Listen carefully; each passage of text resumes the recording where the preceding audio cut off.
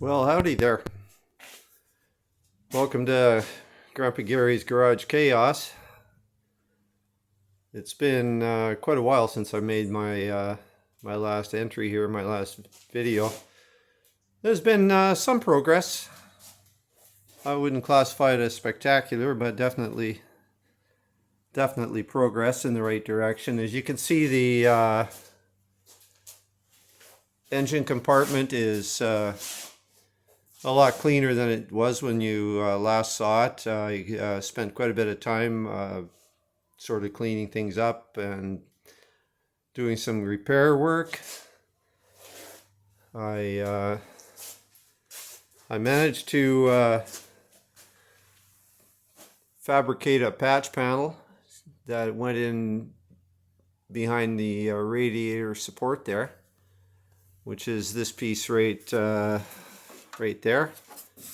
So in behind here, there was a big hole that somebody had cut with a torch, and they did a terrible job. So anyway, that was taken care of, and a new piece welded in there. And that.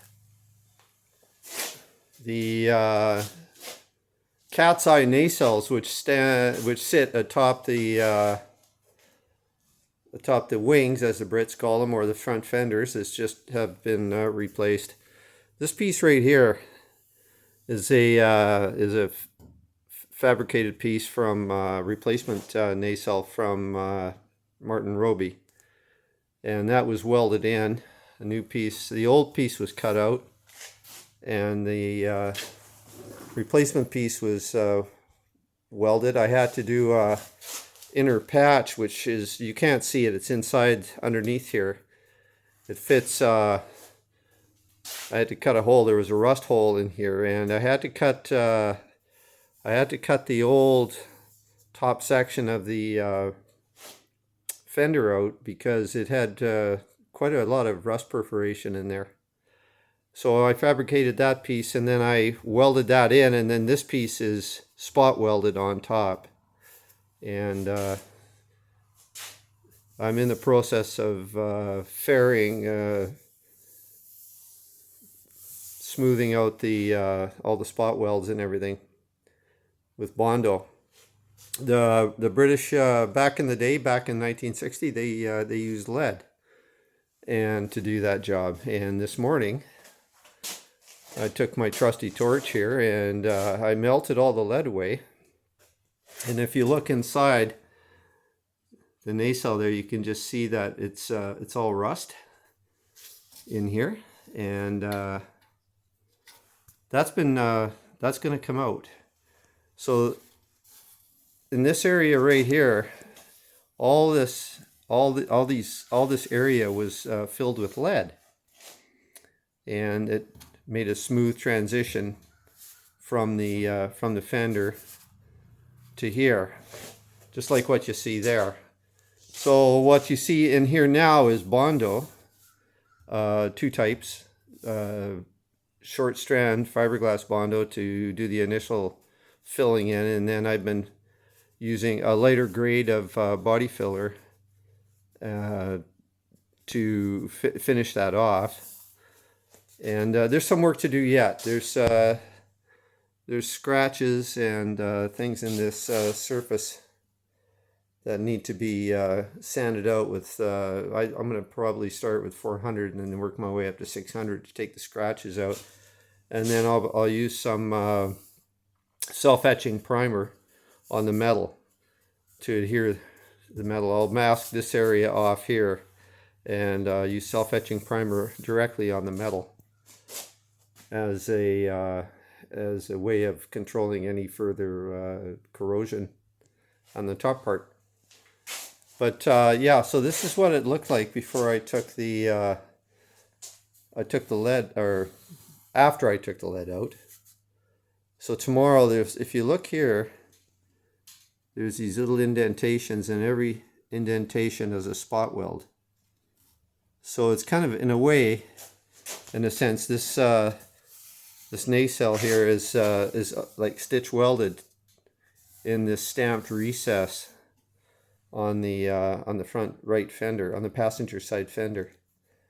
So what I have to do tomorrow is grind out each spot weld and very carefully try to pry this piece off to expose the rust damage down below, and then I'll have to cut the rusty area out and fabricate a patch panel to fit in underneath here. Weld that in, stitch weld that, finish that off inside, and then see what I can do with this nacelle here. I thought I had 2 of these replacement nacelles, but I'm darned if I can find the other one. Either I don't have it or I've misplaced the one I thought I had. And I've been looking, but I haven't been able to find it. But you can see how the top of the fender has been recessed so that this piece fits into the fender, and then it's covered with body filler. Initially it was covered with lead, and then smoothed over and faired over to make a nice smooth transition. Yeah, so that's done. Next on the list is this section here, this bottom section where the grill actually resides inside this cavity here, and of course the rad's in behind normally.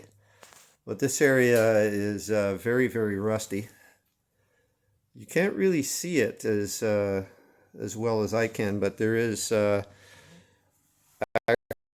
actually that goes underneath here, and if you look, you'll see that it's rusted away. So I have to cut here and here, I guess further up here, and I have to fabricate and install some metal patches here and fill that in, weld that, and then I have to fix this rust damage here. But before I do that, I have to work underneath here, because underneath this area it's all rusty. So I have to cut that all apart and replace that, weld it all together, and then that part will be done. And then there's further cleaning, and there's other rust areas underneath. You can't really see the lighting. I don't have the best lighting in here, but lots and lots of things to take care of. Rome isn't built in a day, and I'll be underneath this car quite a bit. Then on the inside of the engine compartment, down below here, there's all kinds of cleaning and inspection for rust underneath there. What I don't have to, what isn't perforated or whatever with rust, will be painted over with POR 15, cleaned and prepped and then painted with POR 15. And then I'll be using some self-etch primers, special self-etch primer, to be able to paint over the POR 15. That stuff is like liquid armor. It's very good for holding rust to a minimum. Certainly not perfect. Yeah, so it looks better. There's still lots and lots of time spent on prepping this engine compartment and finishing that. Once I finish the engine compartment, then it's time to move on to the front fenders here. I have to replace this this part of the front fender here. I mean, it doesn't take a genius to see the rust damage. I have the replacement parts for that. This will be all. I'll have to sand this down, and I'll have to see how far back this goes. It doesn't look like the damage is in this area here goes back too far, but again, the paint, once I remove the paint, it'll reveal any further damage. What I don't have to replace, of course, I won't replace, but there is